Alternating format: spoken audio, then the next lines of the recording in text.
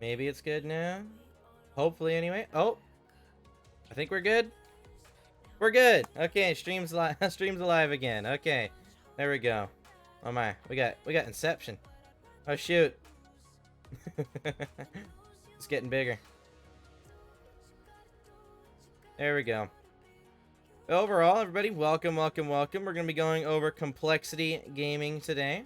Not Complexity, that was yesterday, excuse me. We're going to go over Oxygen Esports today. And the players on that roster are Jorias, Archie, and I'm blanking, Rise. There we go. Those are the three players on that roster. Very solid roster.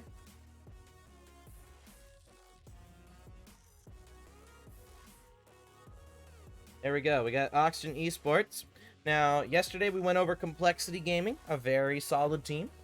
And we found out CRR and his squad here, individually, they are pretty much on par with other teams like Falcons, to be honest. Individually, they're on par with Falcons. But rotationally, they seem to be the same as Falcons, so they're probably one of the best rotating teams in the world. The only team that's better than Complexity so far at rotations, by what we've seen, has been G2. It goes G2 in rotations, then Falcons and Complexity, which are pretty much on the same level. But the only reason why I would put Complexity over Falcons is because Complexity seem to have a higher ceiling, because they end up going for some passes on occasion, whereas Falcons don't really go for passes at all. So, but overall, that series could go either way. But today we're going over Oxygen Esports. And Oxygen, they're going to be playing against Gen G, Complexity, and Pioneers. So this should definitely be a very fun group for Oxygen, although I would definitely say this is probably one of the hardest groups going into this. Because we can see right here, we got a lot of stuff to keep in mind here. We got Gen G, Oxygen, Complexity, and Pioneers. Right here, I have Oxygen. Personally, I have them losing to Complexity, but I haven't watched much Oxygen this season, so I could change Oxygen losing to Complexity here in Game 5. But Game 5 lost, not that big of a deal. Then I have them beating Pioneers and then narrowly losing to Gen G. I just think Gen G and Complexity, they are a really good rotating team, and Gen G are definitely going to fix their issues from the last LAN where they lost.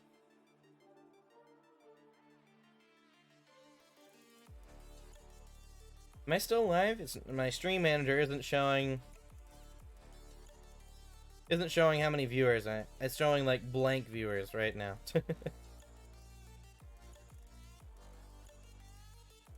It still is showing. You got 3? Okay, I think it's just glitched. Alright, well, hopefully you guys can keep me inspired here in chat. But overall solid stuff from Oxygen. And then we have them getting the playoffs. So I have them beating Dignitas, and then I have them beating Ground Zero, and then losing to FaZe. So I think it's a very respectable bracket here. That's, of course, my initial predictions. Now we're going to analyze Oxygen, and overall see how they're actually going to do. But as with every stream, we have to make sure that we understand what we are going over, or what we're going to be looking for in regards to high-level teams. What are we analyzing when we go over high-level teams? One of those things is possession, of course. We are going over possession. And then we're going over the 3 necessary areas of the pitch.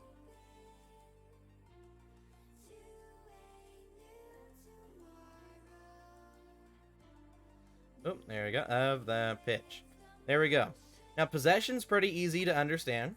When it comes to possession, you think of possession as in regards to, in order to score in Rocket League, you kind of need the ball, right? And if you need the ball, then there's no sense in ever giving away that ball just to try and get it back to score, right?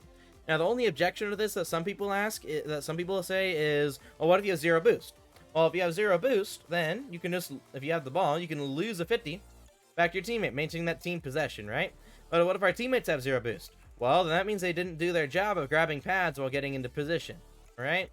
So that's why possession is a necessary part of Rocket League. Now, what are the 3 necessary areas of the pitch? Now, the 3 necessary areas of the pitch are the person on the ball, the person supporting, and the person applying off-ball pressure.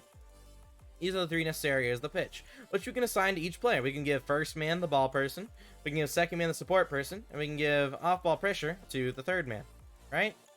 So there's a couple things to keep in mind. First of all, what is support?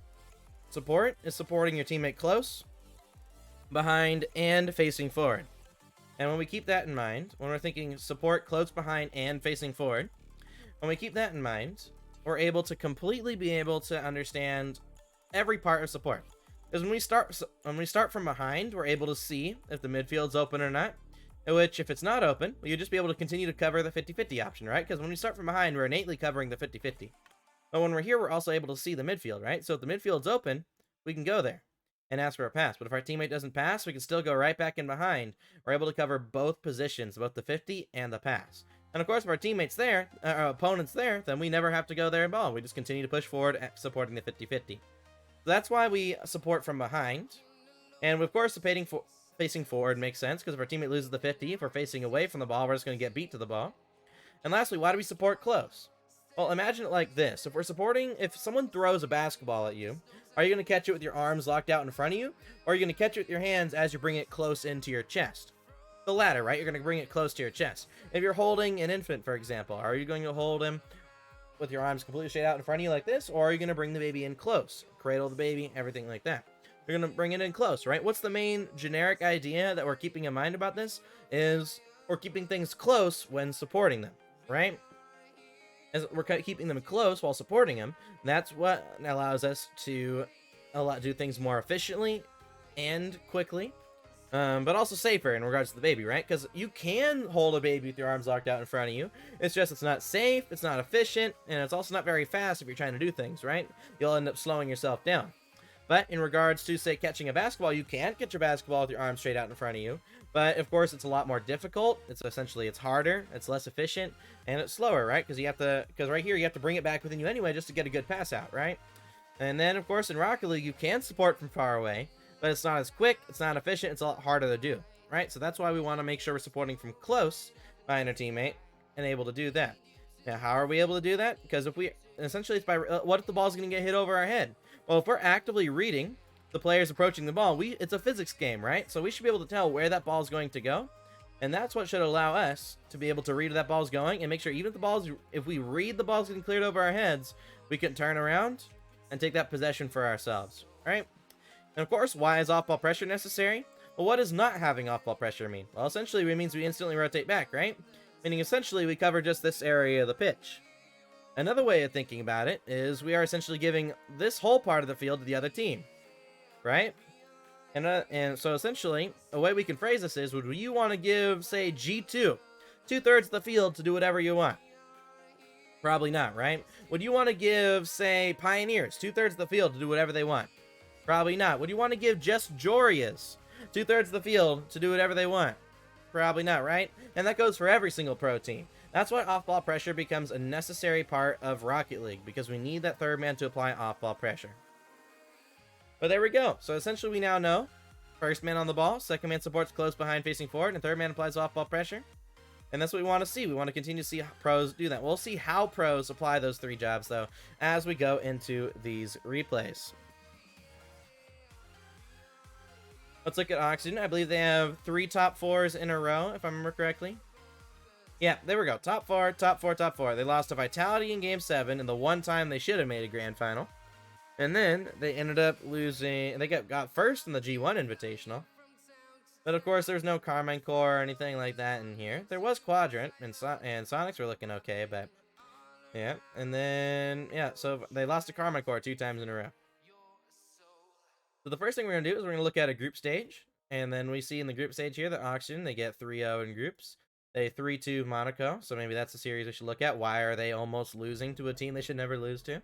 And they sweep Quadrant, and they sweep Sonic, so that's actually very interesting. So we're going to look at Group D, Round 1 here.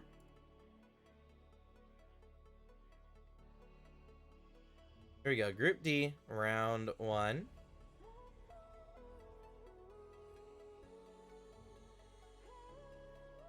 Here we go, Groups. Group D. Round 1. Now, I'm just hoping that Oxygen are better than G1 and Quadrant, which I think G1 and Vitality, because analyzing those two teams was not fun. We've gone over that last few days. Hopefully, we don't have to watch them again. We got Archie and then Rise with a broken wrist and Jory. So we do have to keep in mind Rise does have a broken wrist, but that shouldn't infect his positioning at the end of the day. Let's see, what game should we look at here from this series? 4-2, 2-0, 4-3, 2-1. Probably the 2-1, so let's look at game 4. Of course, let's look at the stats here momentarily. It's always good to look at the stats. One thing we like to compare is demos inflicted versus demos taken. So right here, Rise actually has a negative in regards to inflicted versus taken.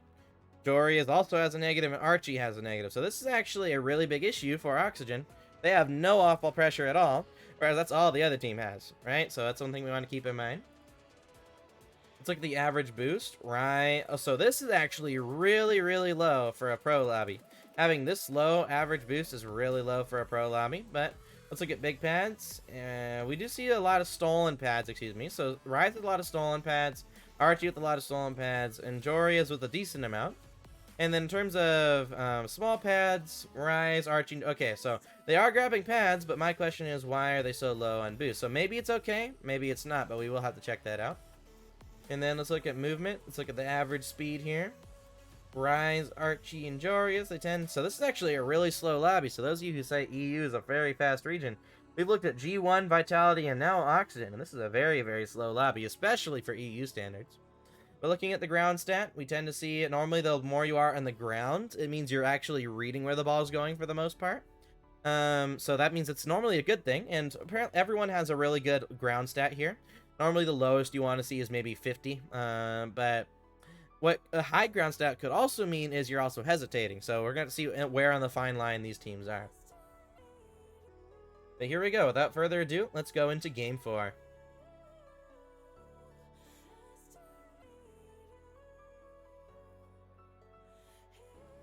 Let's start with Rise. Of course, he does have the broken wrist, but we shouldn't really see a difference here in his gameplay. He's supporting here. He's going to take possession. Flicks the ball on target. He's going to fill in first here. Oh, a little bit of a miss first touch, but he does fill in second. Alright, so he's filling in second. He ends up going for this ball. It's a great first goal, I think. Yep. Overall, so right off the bat, we're seeing a decent amount of solid, a solid understanding of how to rotate here in Rocket League. If we look at it from this POV, we can see that what the heck? Okay, I'm trying to go to Epic Pen here. There. All right. Oh wait, I think I might be in full screen still. That's what it is. Okay, I'm still in full screen. Okay.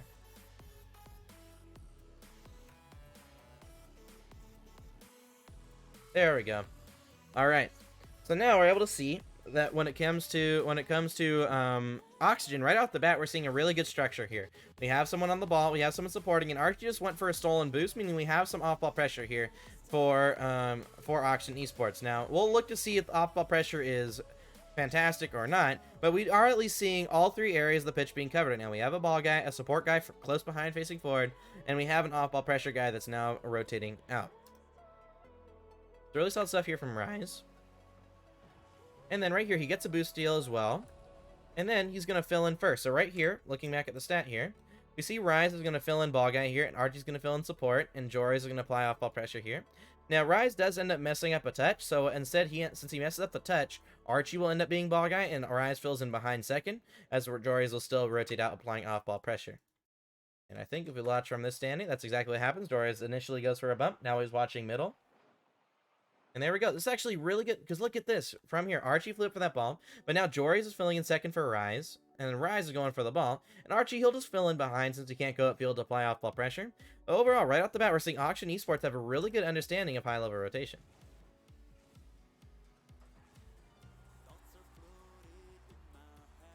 So, strength-wise, we're seeing Oxygen understand high-level rotation structure.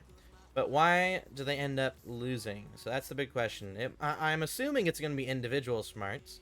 But of course, we'll see. That is technically a giveaway possession for Rise, but he applies some off-ball pressure. That's good. Ends up rotating out. It's so cool, too, because watching Oxygen, like, I feel like I'm watching good gameplay when I'm watching Oxygen. When I looked at G1 and Vitality, it didn't feel like I was watching good gameplay.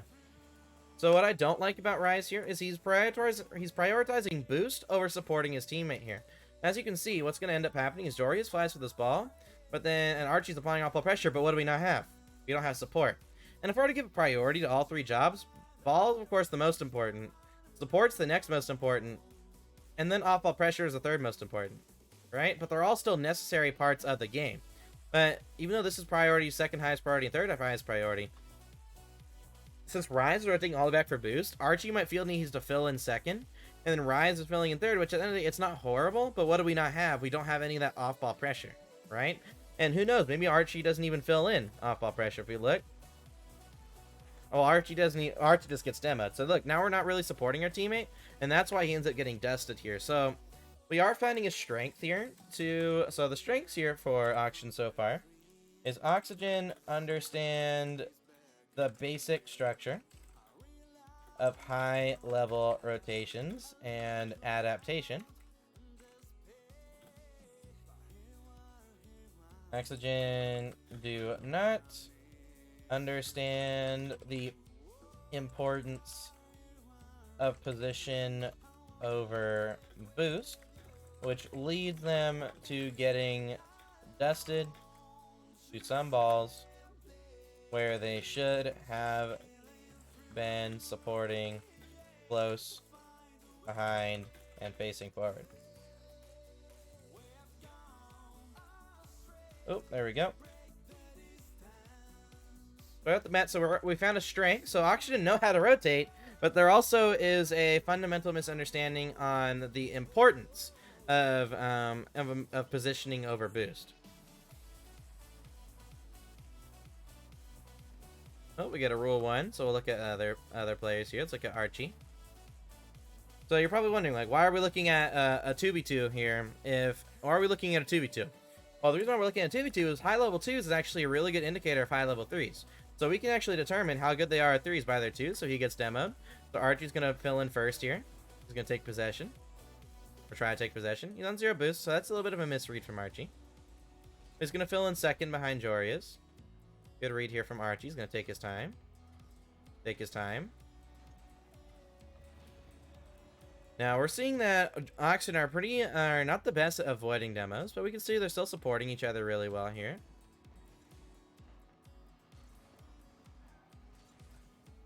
Here we go. Let's see. I would like to see some possession. It looks like boost management overall is not the best here for Oxygen.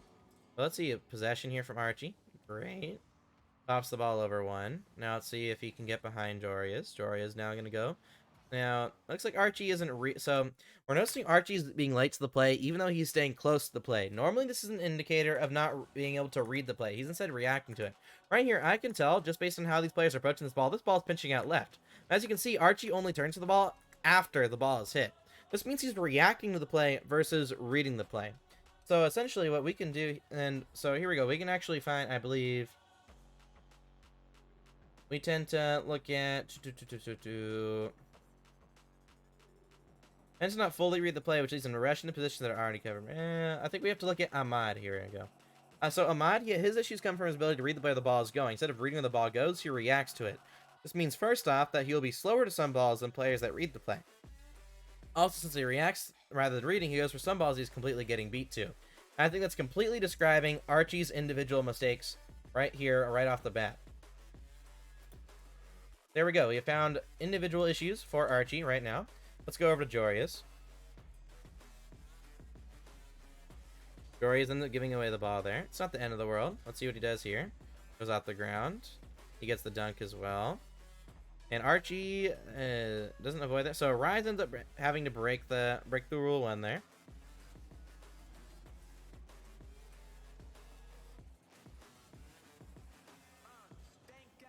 Let's see possession here from Joria's. We do see possession. He hits it across, looking for the off-ball pressure. Now, I don't like why Rise cut across here. Let's see why Rise cut across. Rise, he's supporting. So it seems here, it's okay. He fills in first. He ends up being very fast, but the main issue is if he... Yeah, so he ends up cutting out. Archie ends up spawning and reading this play really well. But since Rise gets across, he goes across. So Rise isn't aware of where his teammates are sometimes. So I'm going to stick on Rise here for a little bit to see if we see any more of those individual issues of not knowing where his teammates are. And again, Rise just kind of just leaving for a big... This might be a Rise situation. Actually, no, Archie is going for a big boost there. Alright. Goes up for this ball. Centers it mid. Great opportunity there for Rise.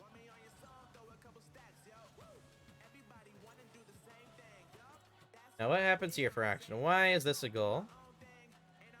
So I think it goes back to Archie, where he ends up reacting to this play rather than reading it. So he goes this, but he's completely getting dusted with this ball, and I think it was pretty easy to tell he's completely getting dusted. Hey Snow, welcome to the stream, bro. How you doing, homie? As we can see here, we've already talked about how Archie has an issue. He reacts to where the ball is going rather than reading it, because we can see here, even with Rise's hit, we can pretty easily tell. Rocket League, at the end of the day, is a physics game, right? So you can tell where that ball's going to go. We can see Rise is getting the clean beat here. And then so right here, he's still at least kind of facing the play, so that's all right. But then right here, he has 0 momentum, he has 0 boost. Stizzy had all the momentum in the world. And Stizzy ends up completely dusting him there. So Archie jumping with this ball does something very poor for the rotations of Oxygen here. So I go back here just for a second. Goes up the field here. As you can see, when we're in high-level Rocket League, we want to keep in mind we always need someone on the ball. We need someone supporting the person on the ball, going in behind him, and we need someone applying off-ball pressure here. Now, one, I think we're cementing the idea that Oxygen kind of leave the play to go for big boost. But two, we're starting to see right here, because Archie, once he overcommits here, we have 2 players in front of the ball, and Jory is just 1 man back. So, Archie, what he should have done here, he should have recognized he's getting beat by Stizzy. Rise is in front of the ball, so Rise would continue to apply off-ball pressure, and Archie would go to fill in behind Joria's. That's how Oxygen would fill in right here. So I would say this isn't a team rotation thing. I'd say it's more on Archie misreading the play there. Like right here with Joria's, he takes his time. He does jump really early here. Now, if you're going to jump early, you have to be 100% confident that you're going to get that ball, because otherwise you're going to get scored on every single time. So right here, Joria's, he ends up going for this ball when it's not threatening.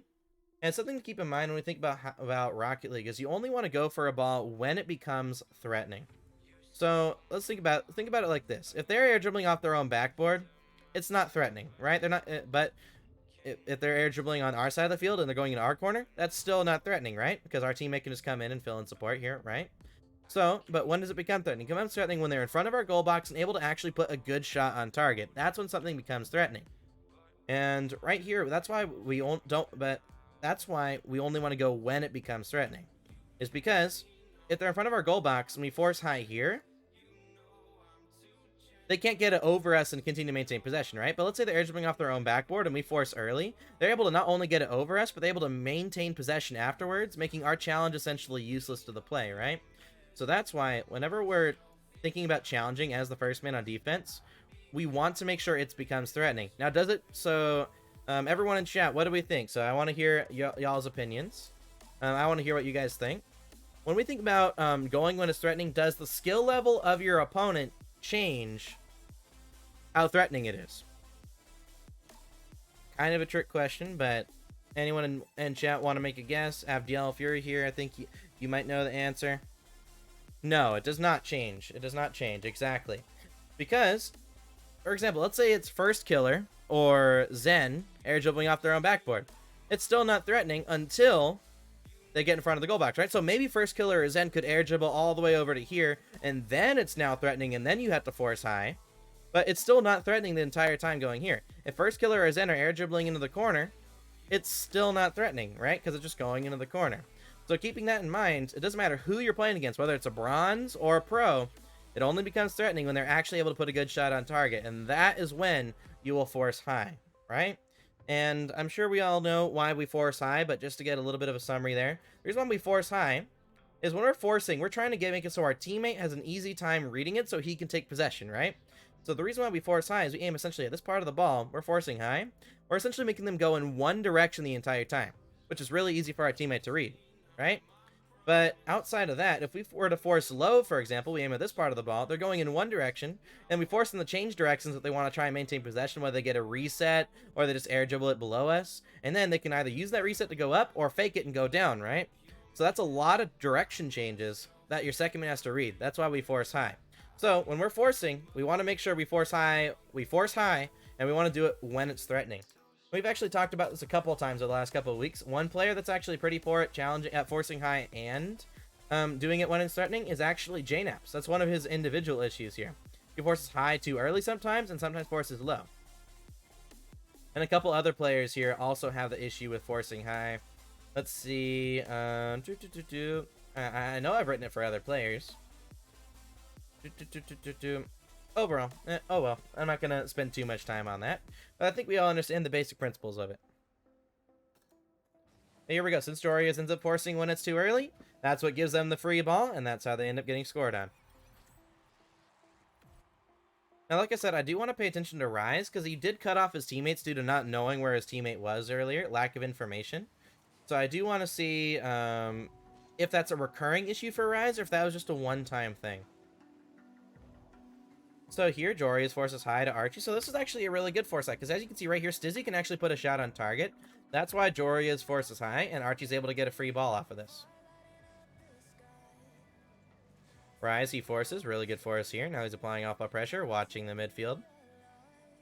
As we can see, Rise is a very smart player. Now he's going to take possession. Tries to get the 50. We can definitely see the off-ball pressure from Oxygen can kind of be different. It's not the end of the world here if Rise goes for a ball or something like this, but he kind of has low boost and zero momentum. So right here, it might be more optimal if he goes for a demo here instead. But at the end of the day, I'm being kind of nitpicky with that. It's not the end of the day. It's not the end of the world if he does that. Here we go. So here he fills in first, so that's really good. And Archie goes for off-ball pressure as well. You're probably wondering, like, why am I not mad at Archie in this situation? Well, because he is still trying to apply off-ball pressure. It's just kind of weird. So, if we look at it like this, we have Jorius filling in ball guy. We have Rise filling in support. And Archie's going for a demo on the person on the ball. And after he goes for the demo, he just rotates behind his teammates. It's a very fast way of rotating and applying off-ball pressure. As you can see, he's still going for it. He goes for the bump on VK Salen there. As we can see, we're still all in position. We have a ball guy. We have a support guy. And Archie's just going to fill in behind, right?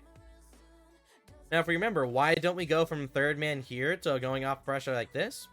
Well, because when you go for off-ball pressure like this, we're going with the momentum of our opponents and against the momentum of our teammates, right?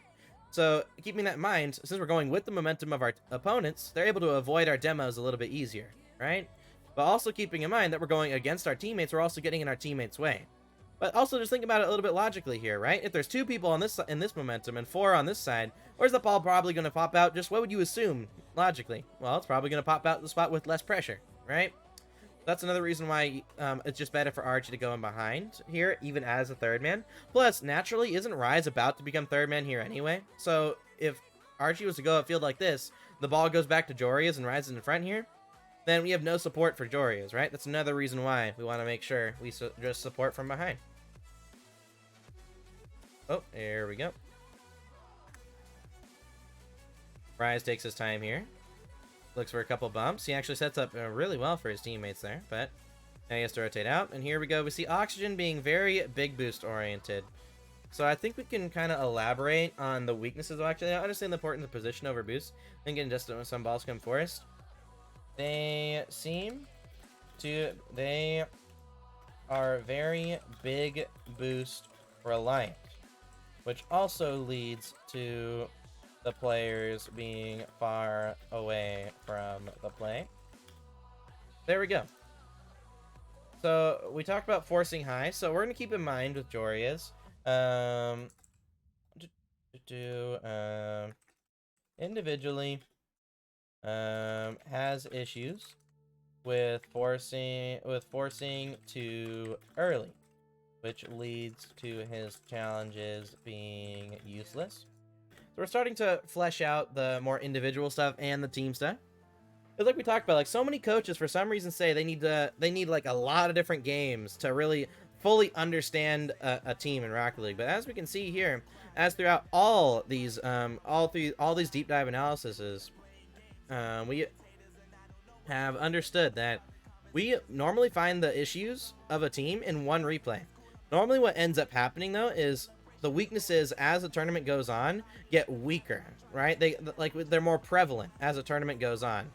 And keeping that in mind, as the tournament goes on, they get weaker. Like, we don't know, and it's a cool thing is, normally we don't see more mistakes from a team as the tournament goes on. We actually just see bigger, like the weaknesses they already have get weaker, right? Right here with Archie ends up getting bumped. Look at Jorius. Why is Jorius right here? Looks like Jorius goes to fill in second for Archie, but Archie gets bumped. Oh, this is a it's weird to say, but it's a mechanical issue for Jorius. That's what leads to a goal here. Because Jorius, he wanted to support Archie there, but wasn't able to. Now I'm going to watch Jorius here for the last little bit. We have to see if he has issues. Because Rise, I think, is so far been really good at reading where the ball is going.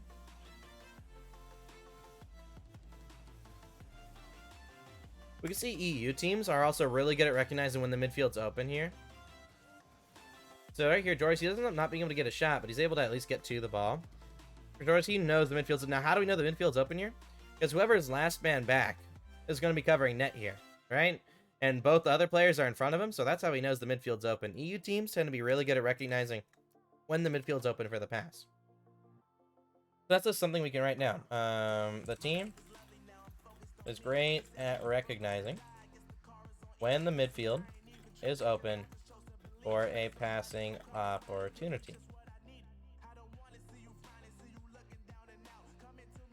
All right, let's keep going. But it does look like some individual issues from Jorius actually led to both goals for Oxygen. Jorius ends up forcing high too early on one challenge. Archie ends up throwing himself out of the play and because he doesn't read the play. So overall, most of Oxygen's issues actually seem to be from individual things, not as a team. As a team, they actually look fairly solid.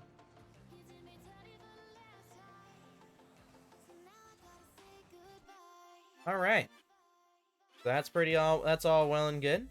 So here we go. So right off the bat, Rise, we noticed one thing where he kind of cut off his teammate, but we've only seen that one time. So we'll keep in mind that, but Rise so far, not really many individual issues. Jorius has issues with forcing too early, which leads to his challenges being useless. And Archie has an issue where he reacts to where the ball's going rather than reading it. But in terms of team strengths, Oxygen understands the basic structure of high-level rotations and adaptation. The team is great at recognizing when the midfield is open for a passing opportunity. And then, outside of that, they are a very fast and confident team. They are a very fast, confident, and mechanical team, which should help on LAN environments.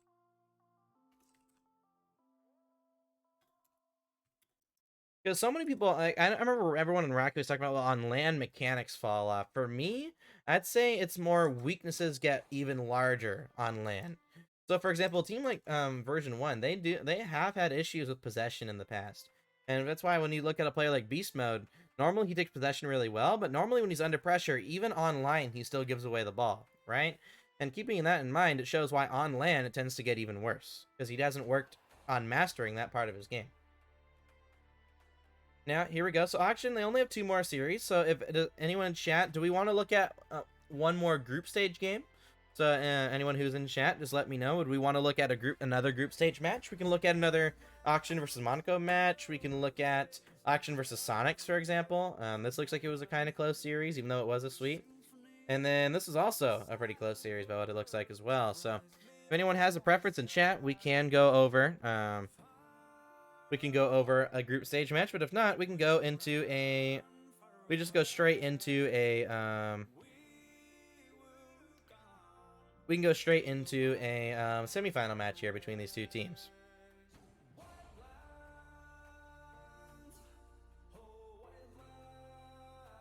Nope, there's no preference. We'll go into a quarterfinal match, so... Yep, no, okay. So let's just go into a quarterfinal match here. Yeah, so we're eventually going to get to the semifinal, where no matter what, we're going to do semis. But let's see what happens here against Fufax Top. Let's see. 2-1. Probably look at the game 2-2-1. That'd probably be the best thing to look at. So, quarterfinals, game 2. That's what we'll look at. So, main event.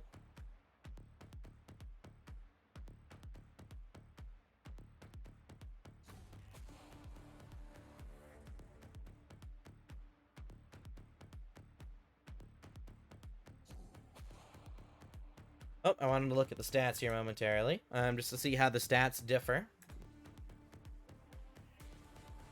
Here we go, players. Let's look at the demos taken. So, it does look like Auction are actually pretty bad at avoiding demos, and it looks like they're not the best at getting demos, either. Hold on, let me look at Joria's. Yeah, they're definitely not the best at avoiding demos, so I think that's one weakness that we can be on the lookout for. In terms of boost, it looks like they have fixed their boost a little bit in this series. Stolen big pads, Rise on top, of course, and still relatively high for everyone on the pitch. Small pads, Rise. So this is actually a smaller amount of pads, but still a decent amount, so that's fine. This is definitely... Okay, so we have a slightly faster game than the last one. Ground percentage-wise, everyone's in a really good spot. Okay, then let's continue on into the replay.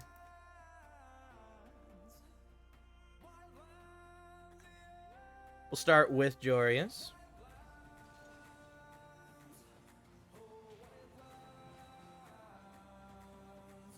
Jorius is going to fill in second, or no, he's going to fill in third now. Fill in first. He ends up misreading that one, but that's fine. He ends up getting bumped a little bit. He's going to go for a big boost here.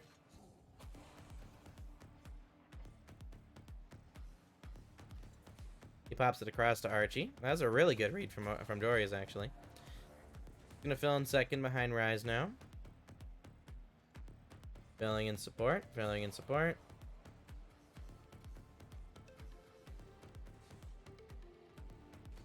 Alright.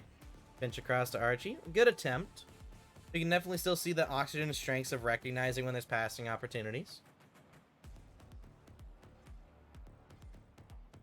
Jorius is trying to grab pads here. Great read from Jorius. That's the one thing that we see from Rise and Jorius that we haven't seen from Archie, is Rise and Jorius are tend to be really good at reading where that ball's going. As you can see, Rise right here, he's supporting, facing forward the entire time. He sees where the 50's going. He has no hesitation. He knows that ball's popping out. He's able to take possession. So as we can see, individually, Rise and Jorius don't have the issues that Archie has. Ooh, really good follow-up, though, from Archie. Let's see, and let's see. Does Archie actually read the play here, or does he kind of react to it? Oh, it's his own play. He doesn't even have to react to it. It's his own play. Yeah, so he didn't have to worry about that one.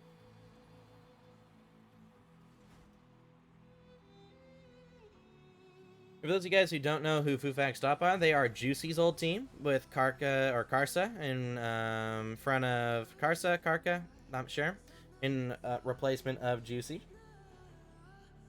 They didn't make the second regional, but they were auto-qualified for the third invitational, and they made top 8.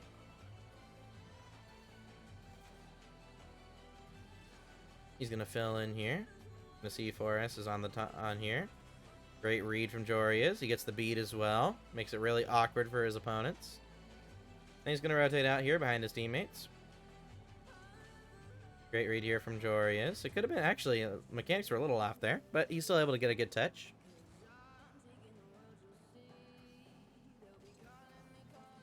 Alright, let's see what happens here. Jorius trying to maintain possession. As you can see, when we're playing with the team that understands basic high-level Rocket League stuff, it's really easy to watch, it's easy to follow, and it doesn't take a million years to go over replay reviews. I mean, we've already gone over a majority of their issues, and they're more individual-sided. Their main issues being, so far, it's been Jorius forces too early, and Archie doesn't read the play. In terms of weaknesses, they go for big boost over some of the time, which leaves them out of the play. As you can see, there's not a lot of issues here with Oxygen. That's why they're such a strong team. But this also goes to show how good Carmine Corps are if they're able to dominate Oxygen so easily every time.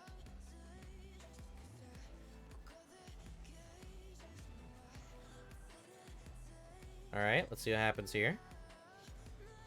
Yeah, I think that's another weakness we do have to put in here. Oxygen as a team tend to be very bad at avoiding demolitions, which leads to the team not being able to execute their playstyle as they are ensuring the 3 necessary areas of the pitch are always covered. Covered in priority, excuse me. In priority.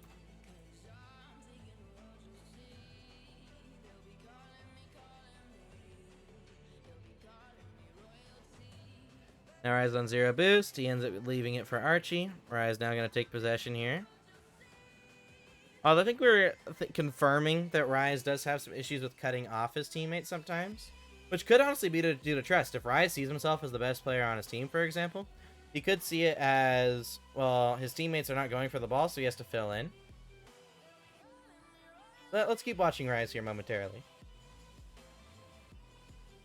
Could have been a little bit better of a read, but at the same time, Rise's reads are actually been pretty solid this entire time, so I don't think it's an issue. Great read on that one. Now he's going to end up rotating back behind his teammates here. Glorious pops it up. Now down to Archie. Archie ends up leaving that one. Rise gets a decent 50-50. It's not the best 50-50, but it's okay.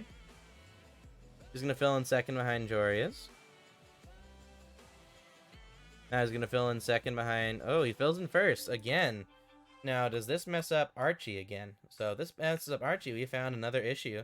We have found Rise's first individual issue, and yeah. So it's not the end of the world with Rise cutting in here, but it does stop the flow of the rotation cutting in like that when Archie could just go and he could just fill in behind. Here we go. Rise is not completely aware of where his teammates are at times, and instead cuts the rotation, which slows down his teammates' flow and allows the other team to speed past them. So I think this is actually very similar to Ocalid. Ocalid has an issue like this. Looking at Ocalid, cuts in the rotation unnecessarily. This leads to his teammates being forced to slow down, and also hard to keep possession. So here we go. Keep the momentum of the rotation. So this actually, we can copy and paste this pretty much from Ocalid and put it into Rise's issues.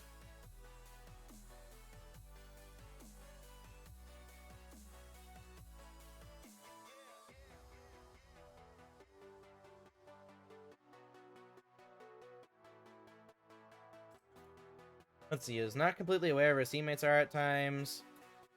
And do this. He cuts into the structure, and this leads to his teammates being forced to slow down, / stops the flow of the rotation, stops the flow / team momentum of the rotation. But there we go. We're finding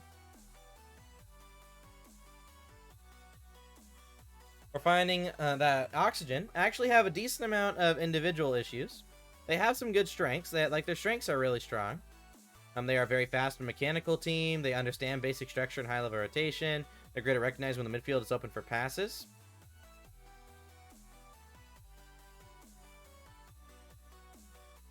Which allows their offense to be more dynamic and less one-dimensional. They are also very fast, confident, mechanical team, which should help on land environments. So there we go. So Oxygen, as you can see, there's not a lot of weaknesses. As you can see, there's individually some issues, and there's a lot of weaknesses on the team side of things, right? And you're probably wondering, like, wait, are Carmine Core just that much better? Or Team Liquid that much better? Let's compare Oxygen here to even Team Liquid, the first team we looked at. Team Liquid, they have they only have like one individual issue per player, and then they have they barely have any weaknesses, and they also have some really good strengths, right? So yeah, Team Liquid are technically slightly better than Oxygen in regards to less weaknesses, but Oxygen also have a little bit more strengths than Team Liquid, right? So is Oxygen one of those teams where the weaknesses surpass the strengths, or where the strengths surpass the weaknesses? That's something that we would have to look at them against Carmine Core, because Carmine Core are probably the best team that we're going to be looking at. We actually haven't looked at Carmine Core much here, since no one's played against Carmine Core that we've analyzed so far. The only teams that have actually played against Carmine Core, I believe, have been Vitality in a group stage this split, and then I think G1 in a group stage this split. Outside of that, should be interesting to see Oxygen versus Carmine Core.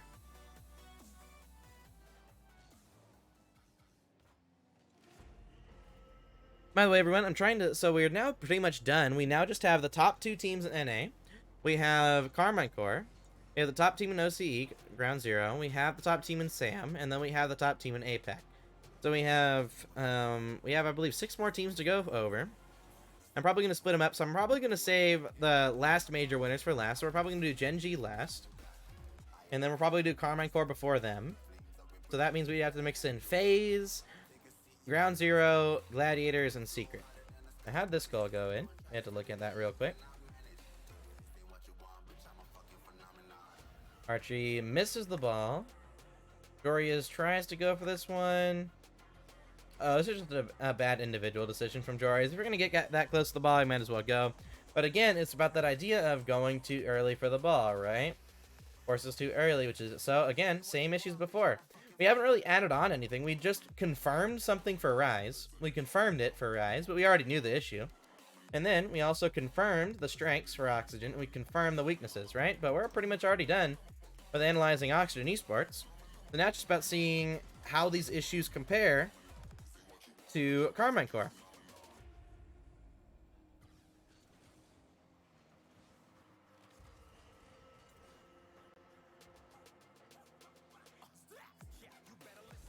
Alright, Archie misreads where his teammates are.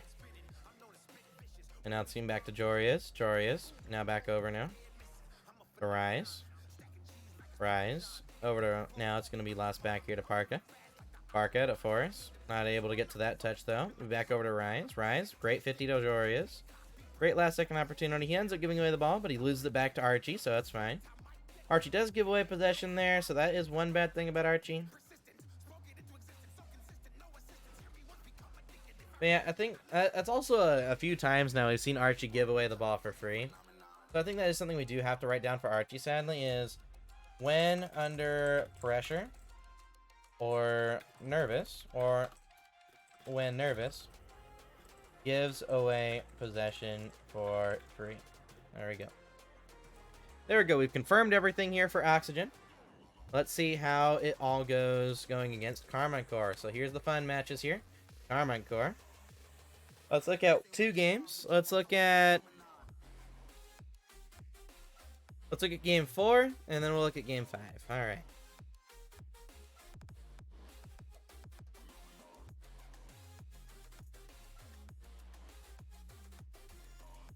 All right, semifinal.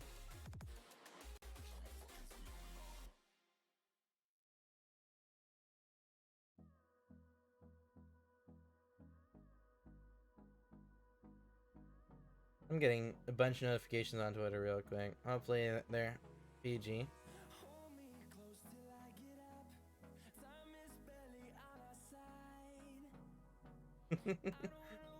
Oh, he's talking about Oxygen team. Well, at the same time,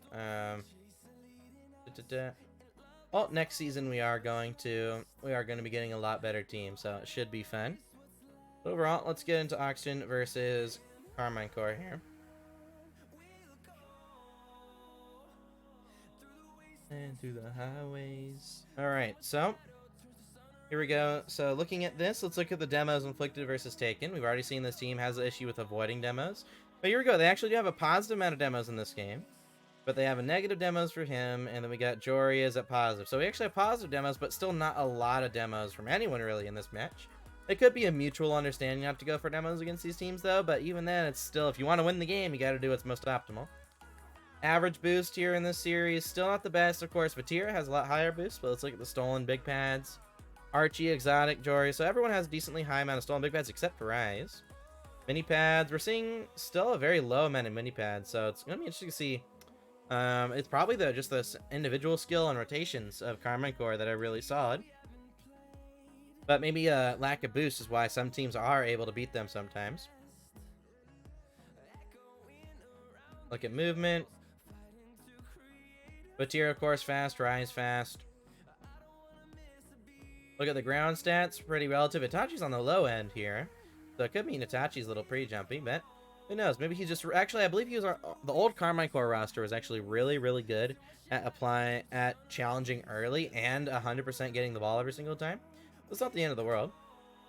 But let's look at... I believe it was... this game right here. 2-1 for Carmine Core.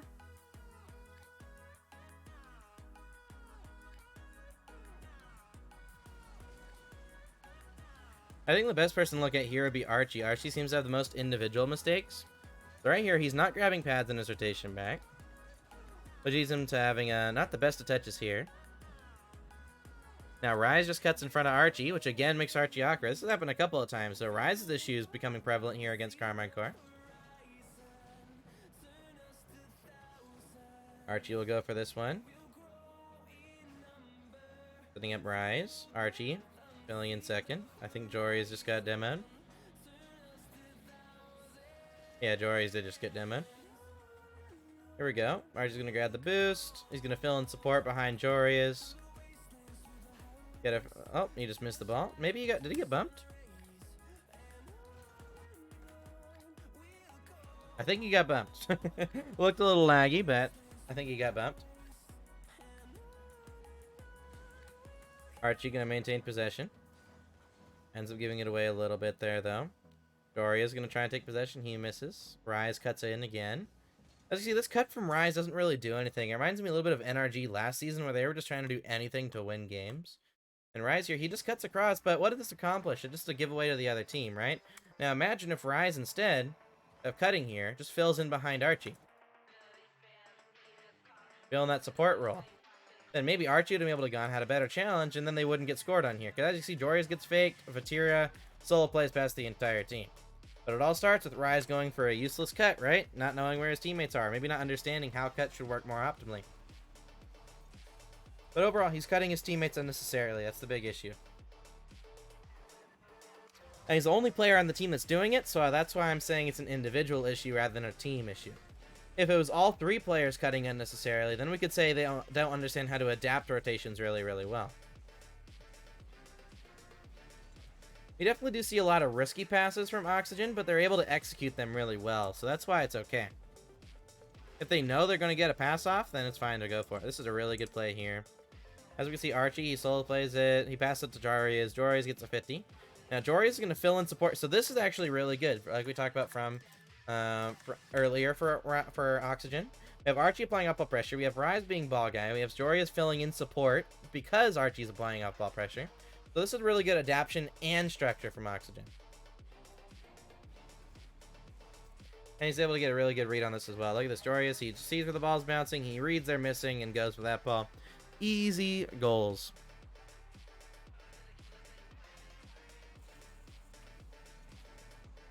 Overall, I hope you all have enjoyed the stream. I think this will honestly be the last replay. So Oxygen, pretty clean team. And also we've gotten a little bit better analyzing teams here as the weeks have gone on as well. But thank you everybody for showing up. It's been a pleasure. We're going to, of course, finish out this game. But right now, it's looking like Oxygen are a very solid team. So looking at how good rotationally Oxygen are with only the individual issues, I think the teams we have to compare Oxygen to are teams like Falcons and Complexity. I think Complexity and Falcons will be the best teams to analyze, looking at in comparison to Oxygen. And like, it's always like, that's why I'm always confused why people say, look, there's an EU playstyle, NA playstyle. So there's things that EU teams are a little bit better at. EU teams are tending to be a little bit better at passing, at the adaptive principles of Rocket League, whereas NA teams, they have really good understanding of base structure and base adaptive rotations. But in terms of playstyle, Oxygen are actually very similar to Complexity. And honestly, it's looking kind of like Oxygen and Complexity are a very, very similar team. Now, Complexity, they have less individual issues than Oxygen, which is why Complexity will probably have the slight advantage in their match. But just because of how fast and confident Oxygen are, I mean, I can see them winning. They can win against anybody. Whereas Complexity, I see them eventually losing against some team. Oxygen, just because of how fast and confident they are and mechanical they are, they could just beat some teams if they just continue that confidence and pressure up. Almost a great opportunity there for Jorius. Right, beat there from Rise. He tries to go for the bump. Not able to get it, though.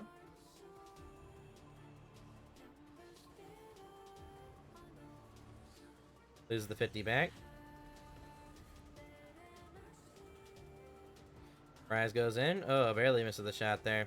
We're also noticing that Oxygen are kind of missing some shots as well. But part of the reason why they're not able to get as many is because of some of their weaknesses. Some of their weaknesses are not allowing them to stay on offense for as long as possible. And some of their weaknesses are also making it so they aren't able to get really good shots on target as well. It's someone cutting into a rotation rather than being in position. Let's look at this. 0 boost for Jory as he ends up rotating all the way back. Now, he won't stay on a boost, but it's the whole bad habit of rotating back for a big boost that causes issues here for Oxygen.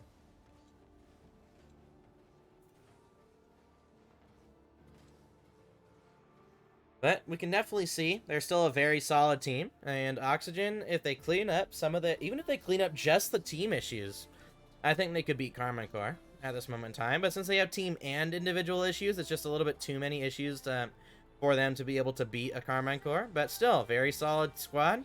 I think them being the third best team in Europe is a very good name for it, because they're clearly better than G1 and Vitality, but they're also I think they're also clearly a little worse than Carmine and Team Liquid. So, but keeping that in mind, that's being third best team in a region, especially Europe, is really solid, and it's pretty cool to see how clear they're a clear third right now. Whereas G1 and Vitality, they're kind of a mix-up as to who is probably the worst team in the going to the major for them. At least for EU, the top two teams are pretty set in stone, and then we have the third place team that's like better than the fourth and fifth, but worse than the second and first. And of course, the fourth and fifth are just kind of bad at the game. Maybe in scrims they're actually good, but the thing is, in scrims you'd probably see the same issues anyway. And of course, as you get into a tournament, issues tend to just get worse. They tend to get bigger. Alright? They tend to get more prevalent. As we can see here, Archie's issues with reading the play have only gotten worse going into the semifinal. Right? Rise's issues with cutting have only gotten worse going into the semifinal. And honestly, we haven't seen Jory's in a situation where he's needed to force high or but I'm pretty sure if we find one of those situations, we'll have an issue like that before. But here's the big toss-up: is Jory's or Rise the better player? And honestly, it's hard to tell, honestly, because they both have two different issues. They have two different weaknesses. Oh, but I think Jory's has led to more goals, because he ends up pushing up too far. He ends up trying to read where the play's going. He ends up forcing a little too early, and then he ends up getting completely beat. And then of course Archie, I think he can be considered probably the worst player on the team individually. He's still very, very good and very mechanical, don't get me wrong, but just because but being the worst on a pro team isn't necessarily a bad thing. Now, of course, you want to be the best player on your team, you want to be the best player in the world, but Archie, you can clearly see, is the worst player on the team just by looking at the amount of weaknesses. Here we go. Overall, Auction Esports, very solid team. Individually, Jory's has some issues with forcing too early, which leads to his challenges being useless. Archie has issues coming from his ability to read the play. Issues come from his ability to read where the ball is going. Instead of reading when the ball goes, he reacts to it. This means, first off, that he'll be slower to some balls than players that read the play, but also, since he reacts to the play rather than reading it, he goes for some balls that he's completely getting beat to, throwing himself out of the play. Also, when under pressure or when nervous, he gives away possession for free sometimes. Rise is not completely aware of where his teammates are at times, and due to this, he cuts into the structural rotation unnecessarily. This leads to the teammates being forced to slow down / stops the flow / team momentum of the rotation. In regards to strengths for Auction understand the basic structure of high-level rotations and adaptation. The team is great at recognizing when the midfield is open for a passing opportunity, which allows their offense to be more dynamic and less one-dimensional. So, for example, we could put Oxygen over Falcons because they're less dimensional here, at least in terms of their strengths. They're also a very fast, confident, mechanical team. But unlike Falcons, they have a lot of weaknesses as well. So Auction do not understand the importance of position over boost, which leaves them getting just to some balls where they should have been supporting close, behind, and facing forward. They are very big boost reliant, which also leads to players being far away from the play. Auction, as a team, tend to be very bad at avoiding demolitions, which leads the team not being able to execute their playstyle, as they are ensuring the 3 necessary areas pitch are always covered in priority, rather than being able to create more opportunities from their positioning. And I think we can rewrite this. Auction did not understand the importance of big boost, so I think what we could put here is they are very big boost reliant, which leaves the players being far away from the play and forces teammates to fill in unnecessarily for the player that can support.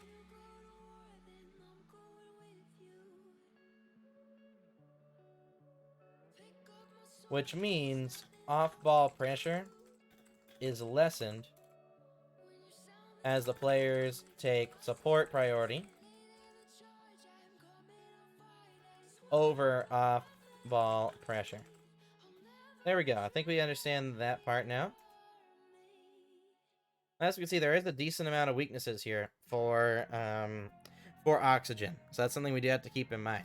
The Oxygen, they have a decent amount of weaknesses. Not a lot compared to some teams. Complexity do have slightly less weaknesses. So looking at this, so Oxygen, at least let's compare Oxygen to the teams we've already analyzed here in my initial predictions. Here we go, main event. All right. So I've already analyzed Complexity and Pioneers. So if we look at Oxygen versus Complexity and Pioneers, if we look at them versus Complexity, Complexity have less individual issues. They have about the same amount of strengths, and then Complexity have a little bit less weaknesses. So Complexity should win against Oxygen, but it will be very close. But now let's look at them versus KCP. KCP have a decent amount of individual issues, probably roughly the same amount of individual issues as Oxygen. They have about the same amount of weaknesses, but Oxygen just have a little bit more strengths, right? So keeping that in mind, Oxygen should beat KCP. Now, we haven't analyzed Gen G yet, so we won't know how to compare it against them just yet. But Oxygen, having them go second in the group here, narrowly losing to Complexity, and then narrowly losing to Gen G, beating Pioneers, is honestly a pretty good prediction. And having them beat Dignitas, let's compare Oxygen to even to Dignitas so far. Dignitas are really good on offense, but their defense is very weak. Oxygen don't really have a weak defense, they just have individual issues. And if we look at Dignitas, we can see individually, Dignitas have slightly less individual issues, but they also have less strengths than Oxygen, and they have about the same amount of weaknesses. So Oxygen should beat Dignitas, but honestly, Dignitas have a chance to beat Oxygen, and we haven't analyzed Ground Zero just yet. So looking at the teams we haven't analyzed, so Gen G and Karma Core will be the last 2 days, which means we have 4 other days to fill with Ground Zero, Secret, Phase, and Ground Zero, Secret, Phase, and Gaming Gladiators. So I think tomorrow we should go over... Let's go over Secret tomorrow. That's what we should do. Okay. So day 11. Team Secret. Sam. So we're going to go over Team Secret tomorrow. So that should all be well and good. So let me make sure this makes sense one more time. They are very big booster reliant, which also leads to players being far away of the play, and forces teammates to fill in unnecessarily for the player that can support. Still doesn't make the... is a little confusing. They are very big booster reliant, which leads to... which forces teammates to fill in necessarily for the player that could have supported. Which means off-ball pressure is lessened as the players take support priority over off-ball pressure. Oxygen as a team tends to be very bad at avoiding demolitions as well, which leads to the team not being able to execute their playstyles or ensuring the 3 necessary areas of the pitch are always covered in priority, rather than being able to create more opportunities from their positioning. There we go. But I think that's it here, everybody, for the stream for today. Hopefully you all enjoyed. We will be going over Team Secret tomorrow, so I hope to see you guys all there. But overall, thank you guys so much for a fantastic day, and I hope to see you guys all tomorrow. Peace.